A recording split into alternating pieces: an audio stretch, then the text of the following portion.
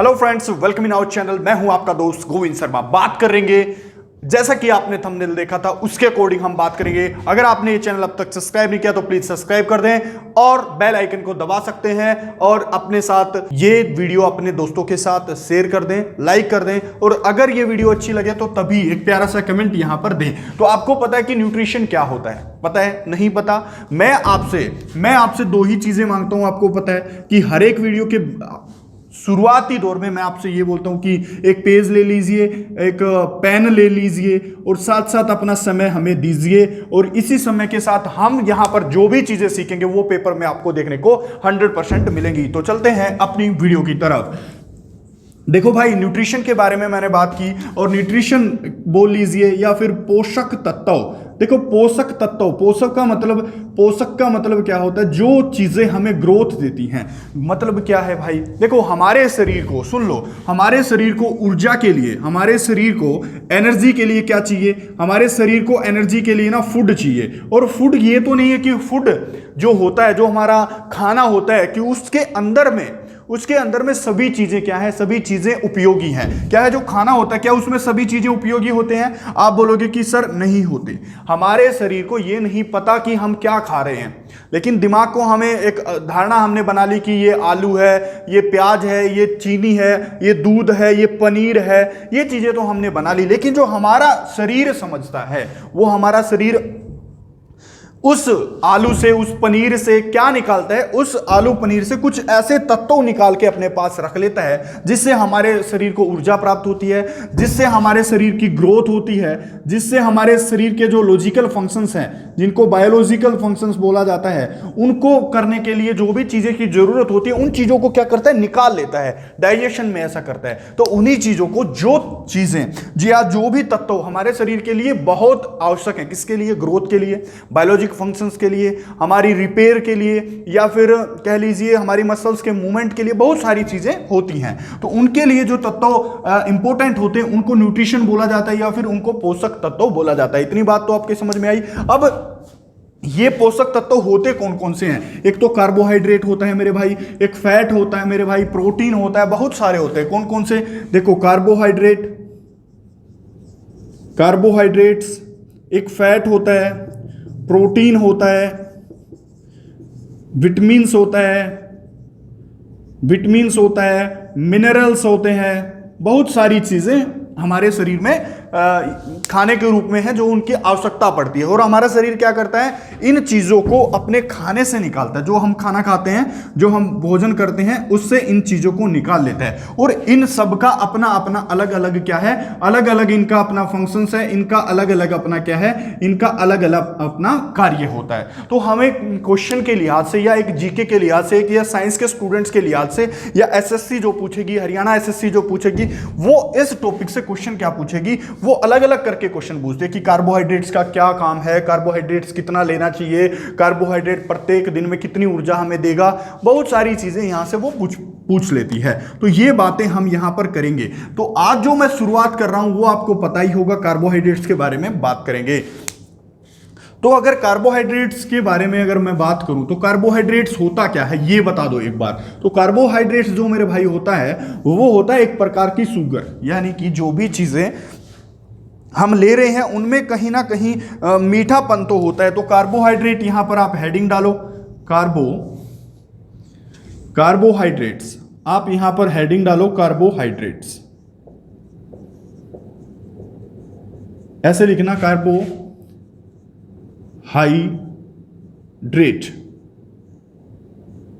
Carbohydrate. आपसे question पूछेगा सबसे पहले कार्बोहाइड्रेट क्या होते हैं, तो आपको आंसर देना ये एक प्रकार की शर्करा होती है। क्या होती है? शर्करा है ये एक प्रकार की। शर्करा बोले तो क्या? शर्करा बोले तो ये क्या है? एक प्रकार की शुगर है। तो कार्बोहाइड्रेट जो भी मीठापन होता है, आलू में भी कार्बोहाइड्रेट्स होती है, बनाना में भी कार्बोहाइड्रेट होती है, और चीनी के रूप में तो हम कार्बोहाइड्रेट लेते ही हैं, ग्लूकोज के रूप में हम लेते हैं। तो कार्बोहाइड्रेट एक प्रकार की क्या होती है? कार्बोहाइड्रेट एक प्रकार की क्या होती है मेरे भाई? शुगर होती है। क्वेश्चन आगे क्या आएगा? क्वेश्चन आएगा प्रतिदिन कितनी कार्बोहाइड्रेट की जरूरत होती है, यानी कि प्रतिदिन, पर डे। यहां से प्रतिदिन की जगह लिख लो, इंग्लिश में बोलेगा तो पर डे कितनी आवश्यकता होती है। देखो, मैं बोलूंगा कुछ और लिख रहा हूं मैं कुछ, यानी कि मैं बोलूंगा पूरा क्वेश्चन और यहां पर थोड़ा सा अधूरा लिख लूंगा ताकि आप मैनेज कर सके। टाइम बचेगा यार, दोनों का टाइम बचेगा। तो एक दिन में कितना कार्बोहाइड्रेट चाहिए मिनिमम पूछ रहा है वो, मिनिमम यानी कि यहां से क्वेश्चन आएगा 500 ग्राम एक दिन में कार्बोहाइड्रेट्स की जो वैल्यू है वो हमें यहां पर जरूरत पड़ती है। आगे पूछेगा क्वेश्चन क्या करेगा, 1 ग्राम कार्बोहाइड्रेट में एनर्जी की वैल्यू बताओ, यानी कि 1 ग्राम अगर कार्बोहाइड्रेट खाया जाएगा तो उसमें 4.3 किलो कैलोरी हमें मिलती है। कितनी किलो कैलोरी? 4.3 किलो कैलोरी 500 ग्राम की जरूरत होती है एक दिन में, लेकिन 1 ग्राम में कितनी कैलोरी होती है? 4.3 किलो कैलोरी होती है। यहां पर आपका आंसर रहेगा। आगे क्वेश्चन पूछेगा कि कार्बोहाइड्रेट में कौन कौन से तत्व होते हैं। एक तो होता है कार्बन, एक होता है हाइड्रोजन और एक होता है ऑक्सीजन, यानी कि इन तीनों के मेल से कार्बोहाइड्रेट मिलता है। फॉर एग्जांपल ग्लूकोज एक प्रकार का कार्बोहाइड्रेट है, उसका फार्मूला होता है C6H12O6। तो इसमें देखो कार्बन भी है, इसमें देखो हाइड्रोजन भी है, इसमें देखो ऑक्सीजन भी है। और यहां से क्वेश्चन ये पूछेगा इन सभी का रेशियो क्या होता है कार्बोहाइड्रेट में। क्वेश्चन पूछेगा कार्बोहाइड्रेट में कार्बन, हाइड्रोजन एंड ऑक्सीजन का रेशियो क्या होता है, तो वो होता है 1:2:1। ये इस रेशियो में पाए जाते हैं। ये क्वेश्चन भी आप यहां पर कर लेते होंगे। तो देखो हमारे शरीर में जो भी खाना होता है वो इसकी फॉर्म में जाके टूट जाता है। अब इसकी जाके फॉर्म में टूटेगा और ये चीज रिएक्ट करेगी किसके साथ? ऑक्सीजन के साथ ये चीज रिएक्ट करेगी और ये यहां पर बनाती है CO2 plus H2O plus ATP। ATP ही क्या है? Adenosine triphosphate. एडिनोसाइन ट्राइफॉस्फेट एक प्रकार का एनर्जी लेवल है, ये एक प्रकार की एनर्जी है, ऊर्जा है। इस ऊर्जा को हमारा शरीर क्या करता है? इस ऊर्जा को हमारा शरीर क्या करता है? प्रयोग में लेता है अलग अलग फंक्शंस के लिए। तो ये तो था काम इसका, और इसकी वैल्यू यहां पर रेशियो में 1 ग्राम में कितनी, प्रतिदिन हमें कितनी चाहिए, ये बात आप यहां पर कर सकते हैं। आगे क्या करेंगे?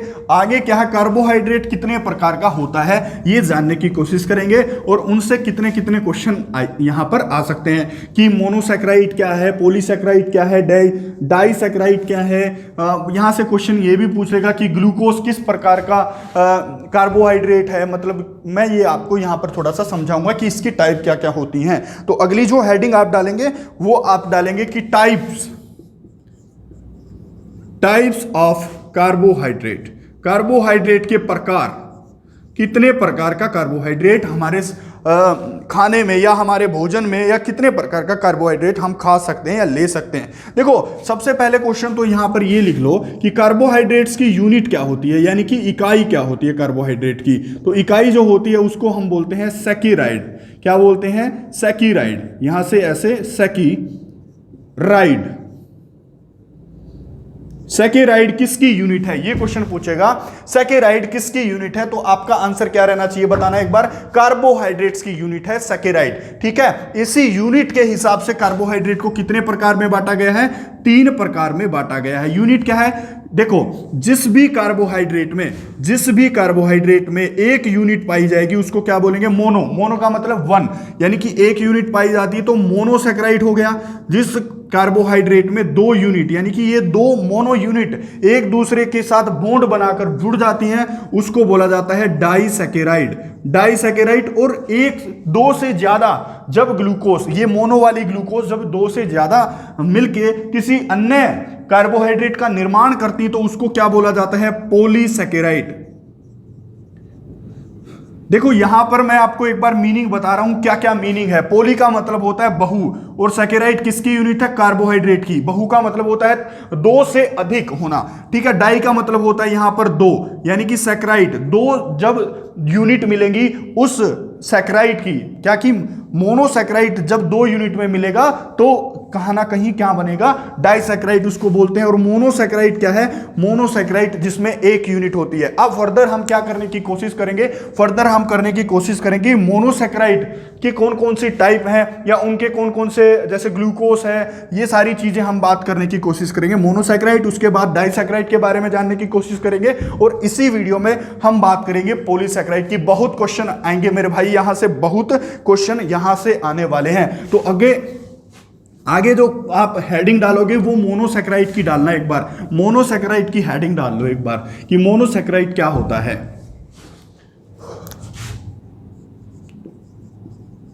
मोनोसैकेराइड। मोनोसैकेराइड सबसे पहले तो आपको बताएं ए सिंगल यूनिट, क्या बोल रहा हूं, ए यूनिट ओनली, ऐसे लिख लो, only 1 unit of carbohydrate. Carbohydrate की केवल एक यूनिट मिलकर ही क्या बनाती है, केवल एक इकाई, क्या मैं बोल रहा हूं, केवल एक इकाई मिलकर क्या बनाती है, जो भी सैकेराइड या जो भी कार्बोहाइड्रेट का निर्माण करती है उसी कार्बोहाइड्रेट को मोनोसैकेराइड यहां पर बोला जाएगा। फॉर एग्जांपल क्या है, मोनोसैकेराइड के एग्जांपल क्या है, मोनोसैकेराइड के एग्जांपल, पहला एग्जांपल क्या है, ग्लूकोज। ग्लूकोज कैसा सैकेराइड है, क्वेश्चन पूछेगा ग्लूकोज कार्बोहाइड्रेट की कौन सी प्रकार में आता है, तो आपको आंसर लगाना है मोनोसैकेराइड है। सर क्या है, मोनोसैकेराइड। और ग्लूकोज से कौन से क्वेश्चन आते हैं बताना, ग्लूकोज को हम ग्रेप्स शुगर भी बोलते हैं, कौन सी शुगर, ग्रेप्स शुगर। या क्वेश्चन ये भी आ जाएगा, अंगूर में कौन सी शुगर पाई जाती है, अंगूर में कौन सी शर्करा पाई जाती है, ये क्वेश्चन भी आया है पेपर में। तो कौन सी पाई जाती है, ग्लूकोज, अरे ग्लूकोज पाई जाती है किसमें, ग्रेप्स में। ग्रेप्स में कौन सी पाई जाती है, ग्लूकोज पाई जाती है। और ग्लूकोज देखो, ग्लूकोज जब हमारे खून में एक मात्रा से अधिक हो जाता है तो उसको हम शुगर की बीमारी बोलते हैं। तो जो शुगर हमारे कहां पाई जाती है, खून में पाई जाती है, उसको भी ग्लूकोज शुगर बोलते हैं। यानी कि रुधिर शर्करा किसको बोला जाता है, तो आपका आंसर रहेगा ग्लूकोज को ही बोला जाता है। और ग्लूकोज का फार्मूला C6H12O6 होता है, ये भी आप क्वेश्चन याद रखेंगे। तो अंगूर में कौन सी शुगर पाई जाती है, ग्रेप्स में कौन सी पाई जाती है, ग्लूकोज। और ग्लूकोज एक प्रकार का क्या है, मोनोसैकेराइड होता है। और खून में कौन सी पाई जाती है बताना, ग्लूकोज ही पाई जाती है। और ग्लूकोज एक प्रकार का क्या है बताना एक बार, अरे मोनोसैकेराइड है मेरे भाई। अरे हो जाएगा, दूसरा एग्जांपल लिखो, दूसरा एग्जांपल लिखो किसका, मोनोसैकेराइड का। मोनोसैकेराइड का दूसरा एग्जांपल यहां पर मैं लिखवा रहा हूं, उसको क्या बोलते हैं, उसको बोलते हैं फ्रक्टोज। क्या बोलेंगे, हिंदी में भी यही लिखा जाएगा, फ्रक्टोज करके आप लिखेंगे, फ्रक्टोज। फ्रक्टोज को क्या बोलते हैं, फ्रक्टोज को बोलते हैं फ्रूट शुगर। क्या बोलते हैं, फ्रूट शुगर। या मोस्टली फलों में पाई जाती है, फलों में पाई जाती है। तो कौन सी ऐसी शुगर है जो फलों में पाई जाती, तो फ्रक्टोज। फ्रक्टोज ऐसे लिख लो, फ्रक्टोज। हिंदी में भी ऐसा लिखा जाएगा कि फ्रक्टोज कहां पाई जाती है बताना एक बार, फ्रूट्स में पाई जाती है। और क्वेश्चन ये भी लिखो, सबसे मीठी होती है, क्या सबसे मीठी शुगर है या शर्करा है, सबसे मीठी शर्करा कौन सी है, तो नेचुरली अगर मैं बात करूं दुनिया में सबसे मीठी शुगर कौन सी है, तो वो है फ्रूट शुगर। कौन सी, फ्रूट शुगर। और कहां पर पाई जाती है, फलों में पाई जाने वाली कौन सी शुगर की बात कर रहा हूं, फ्रक्टोज की यहां पर मैं बात कर रहा हूं। ग्लूकोज के बारे में हमने यहां पर बात की और दूसरे नंबर पर हमने बात करने की कोशिश की क्या, फ्रक्टोज के बारे में। फ्रक्टोज से आगे क्वेश्चन क्या आएगा, इसको हनी शुगर भी बोला जाता है। क्या, हनी शुगर। या शहद में कौन सी शुगर पाई जाती है, शहद में कौन सी शुगर पाई जाती है, तो भी आंसर क्या रहेगा, फ्रक्टोज ही यहां पर आपका आंसर रहने वाला है। हो जाएगा क्वेश्चन, सबसे मीठे नेचुरल शुगर कौन से हैं, या सबसे मीठी प्राकृतिक शुगर या शर्करा कौन सी है, तो भी आंसर क्या रहेगा, फ्रक्टोज ही आपका आंसर यहां पर रहने वाला है। एक तीसरी और रह गई भाई, तीसरी शुगर और रह गई जो मोनोसैकेराइड के अंतर्गत ही आती है और उसको बोलते हैं ग्लैक्टोज। क्या बोलेंगे भाई, ग्लैक्टोज। क्या बोलेंगे, ग्लैक्टोज। तो क्वेश्चन यहां से ये पूछा है, ग्लूकोज कैसी शुगर है, मोनोसैकेराइड। फ्रक्टोज कैसी, मोनोसैकेराइड। और ग्लैक्टोज भी कैसी है, एक मोनोसैकेराइड शुगर ही है। यहां से क्वेश्चन क्या आएंगे, यहां से क्वेश्चन क्या आता है, वो क्वेश्चन आता है कि दिमाग में कौन सी शुगर पाई जाती है, या फिर किस शुगर को ब्रेन शुगर के नाम से भी जाना जाता है, तो ग्लैक्टोज को ब्रेन शुगर के नाम से ही जाना जाता है। जो हमारा ब्रेन होता है और उसमें जिस प्रकार की शुगर पाई जाती है उस शुगर का नाम होता है ग्लैक्टोज शुगर। और ग्लैक्टोज शुगर ब्रेन में पाई जाती है, इसलिए इसको दिमागी शर्करा भी बोला जाता है। और यह भी एक प्रकार का क्या है मेरे भाई, मोनोसैकेराइड ही होता है। मोनोसैकेराइड का ही एक एग्जाम्पल यहां पर देखने को मिलेगा। ठीक है, इतनी बात आगे अगर क्वेश्चन आए लैक्टोज शुगर कहां पाई जाती है, डीएनए में पाई जाती है, आरएनए में भी ये पाई जाती है। आरएनए डीएनए में पाई जाने के कारण इसको हेरिडेटरी शुगर के नाम से भी जाना जाता है। तो किसको हेरिडेटरी शुगर के नाम से जाना जाता है, ग्लैक्टोज को। किसको हनी शुगर के नाम से जाना जाता है, फ्रक्टोज। और किसको ब्लड शुगर के नाम से जाना जाता है, बताना एक बार, ग्लूकोज को ऐसा जाना जाता है। एक बार इसका स्क्रीनशॉट मार लो मेरी तरफ से। यहां पर क्या है, मोनोसैकेराइड का जो पार्ट है वो यहां पर मैंने आपको करवा दिया है, एक बार स्क्रीनशॉट ले लो। उसके बाद करते हैं डाइसैकेराइड वाला पार्ट। ले लिया, ठीक है, बहुत बढ़िया आप कर रहे हो। बताना एक बार हनी शुगर किसे कहते हैं, बताना एक बार ब्रेन शुगर किसे कहते हैं, बताना एक बार दुनिया की सबसे मीठी शुगर कौन सी है, बताना एक बार कौन सी ऐसी यूनिट है जो कार्बोहाइड्रेट्स के लिए जानी जाती है। तो सैकराइड आंसर आएगा। हनी शुगर के लिए कौन सा आंसर आएगा, तो वही आएगा अपना फ्रक्टोज। और आरएनए डीएनए के लिए कौन सा, ग्लैक्टोज शुगर। बहुत बढ़िया जा रहे हो आप लोग। देखो अब जब भी कभी दो कार्बोहाइड्रेट आपस में जुड़ेंगे, कि फॉर एग्जांपल कहीं पर ग्लूकोज है, ग्लूकोज, और एक जगह क्या है, फ्रक्टोज है। अब जब ये दोनों मिलकर किसी अन्य शुगर का निर्माण करेंगे, किसी अन्य का, तीसरी का, तो ऐसी शुगर को हम क्या बोलेंगे, जब दो शुगर मिलकर, दो यूनिट शुगर की मिलकर किसी अन्य शुगर का नाम या तीसरी शुगर का निर्माण करते हैं या तीसरे कार्बोहाइड्रेट का निर्माण करते हैं, उसी को क्या बोला जाता है, उसी को डाइसैकेराइड बोला जाता है। डाइसैकेराइड का मतलब है दवी शुगर, दवी शर्करा, ऐसे लिख लो, दोनों हिंदी में हो जाएंगे। दवी शर्करा, दवी शर्करा किसे कहते हैं, जिसमें दो प्रकार की या दो यूनिट, जो दो मोनोसैकेराइड होती हैं, ये दोनों मोनोसैकेराइड में अभी हमने पढ़े, और ये दोनों मोनोसैकेराइड मिलकर ही किसी तीसरी सैकेराइड का निर्माण करते हैं, उसको क्या बोलते हैं, डाइसैकेराइड बोलते यहां पर है। तो डाइसैकेराइड क्लियर हुआ। डाइसैकेराइड में पहला एग्जांपल यहां पर एक बार रफ करता हूं, फिर नहीं तो 3 एग्जांपल करवाऊंगा, वो यहां पर आएंगे नहीं। तो डाइसैकेराइड में पहला ऑप्शन, डाइसैकेराइड में जो पहला ऑप्शन है या पहला एग्जांपल है वो क्या है, वो यहां पर रहने वाला है आपका डाइसैकेराइड में सुक्रोज। क्या है, सुक्रोज।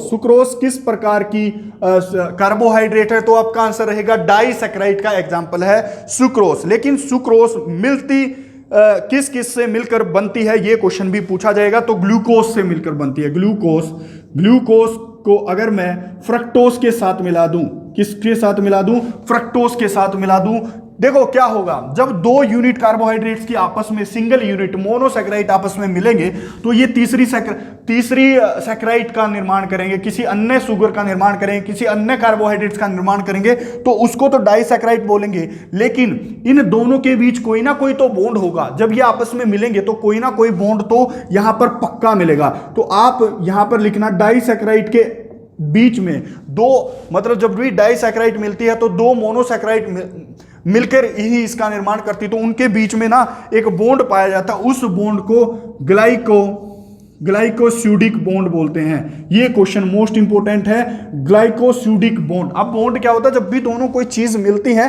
तो उनके बीच में एक संधि स्थापित होती है, फॉर एग्जांपल उसको ही आप बॉन्ड मान के चल सकते हो। जब केमिस्ट्री की वीडियो होगी तो इनको अच्छे से आप समझ पाओगे। तो ग्लाइकोस्यूडिक बॉन्ड बंधन पाए जाते हैं कहां, कार्बोहाइड्रेट्स में पाए जाते हैं। तो सुक्रोज से कितने क्वेश्चन आएंगे ये सुन लो। आप लोगों ने टेबल शुगर खाई है, अरे सभी चीनी खाते हैं, चीनी जो घर में होती है, जो आपके टेबल पे होती है, जो आप चाय में डालते हैं चीनी, वो टेबल शुगर जो होती है वो सुक्रोज के ही नाम से जानी जाती है, यानी कि सुक्रोज ही होता है वो जो टेबल शुगर होता है। और आगे एक आएगा जैगरी शुगर। क्या, जैगरी शुगर। जैगरी शुगर का मतलब है जो गुड़ में होती है, गुड़ में, शक्कर में, गुड़ शक्कर खाते हो ना भाई, उसमें जो शुगर होती है उसका नाम बताना, सुक्रोज शुगर होती है। क्वेश्चन यहां से कैसा आएगा कि टेबल शुगर के नाम से जाने जाती है कौन, सुक्रोज, और जैगरी शुगर के नाम से जानी जाती है गुड़ में, शक्कर में कौन सी, और चीनी में कौन सी शुगर होती है, डाइसैकेराइड होती है। और वो कौन सी वाली डाइसैकेराइड होती है बताना, सुक्रोज डाइसैकेराइड होती है मेरे भाई। कौन सी, सुक्रोज डाइसैकेराइड वहां पर, यहां पर देखने को यहां पर मिलेगी। तो डाइसैकेराइड का पहला एग्जांपल हमने यहां पर कर लिया। दूसरा एग्जांपल क्या कहता है, दूसरा एग्जांपल बोलता है माल्टोस। क्या, माल्टोस। माल्टोस एक प्रकार की कौन सी शुगर है? डाइसैकेराइड। अगर ये डाइसैकेराइड है, कहीं ना कहीं दो शुगर से मिलकर बनी होगी, आप बताओ बनी होगी। तो ये जो माल्टोस होती है इसमें दो ग्लूकोस मिलते हैं, ग्लूकोस प्लस ग्लूकोस, दो ग्लूकोस के मोनोसैकेराइड मिलकर ही माल्टोस का निर्माण यहां पर करते हैं। माल्टोस हमें मेनली कहां पर पाई जाती है? माल्टोस हमें मिलती है, माल्टोस जो शुगर होती है ये हमारे अनाज में पाई जाती है। अनाज के साथ साथ इसको बादाम शर्करा भी कहा जाता है। तो कौन सी ऐसी शुगर है जिसको बादाम शर्करा भी बोला जाता है? तो आपका आंसर क्या रहना चाहिए कि माल्टोस। किस कौन सी ऐसी शुगर को अनाज शुगर के नाम से जाना जाता है? तो भी आंसर क्या रहेगा? माल्टोस। और माल्टोस ग्लूकोस प्लस ग्लूकोस से मिलकर बनी है। तो ग्लूकोस प्लस ग्लूकोस से मिलकर कौन सी शुगर बनी, कौन सी शुगर मिलकर बनती है? तो माल्टोस ग्लूकोस प्लस ग्लूकोस से मिलकर बनती है। यहां पर आगे तीसरी वाली क्या है? इसमें तीसरा एग्जांपल है लैक्टोस। क्या? लैक्टोस। और लैक्टोस शुगर किससे मिलकर बनती है? क्योंकि ये डाइसैकेराइड है, ये बनेगी glucose, glucose, glucose plus galactose, glucose plus galactose किससे मिलकर कौन सी शुगर का निर्माण होता है? देखो यहां पर कौन सा था? ग्लूकोस प्लस फ्रक्टोस मिलकर सुक्रोस बना रहे थे। यहां पर क्या था? ग्लूकोस प्लस ग्लूकोस मिलकर माल्टोस बना रहे थे। यहां पर ग्लूकोस प्लस ग्लैक्टोस मिलकर लैक्टोस शुगर का निर्माण यहां पर कर रहे हैं। और लैक्टोस शुगर हमारे दूध में पाई जाती है, जो हम दूध पीते हैं उसमें पाई जाती है। तो इसलिए इसको क्या बोला जाता है? इसको मिल्क शुगर या फिर दूध शर्करा यहां पर इसको बोला जाता है। तो हो जाएंगे क्वेश्चन लैक्टोस, माल्टोस, सुक्रोस। तीनों प्रकार की कौन सी शुगर है? ये तीनों प्रकार की बताना एक बार। डाइसैकेराइड इनको बोला जाता है। कौन सी होती है ये? अरे डाइसैकेराइड होती है या नहीं होती? अरे हो जाएगा।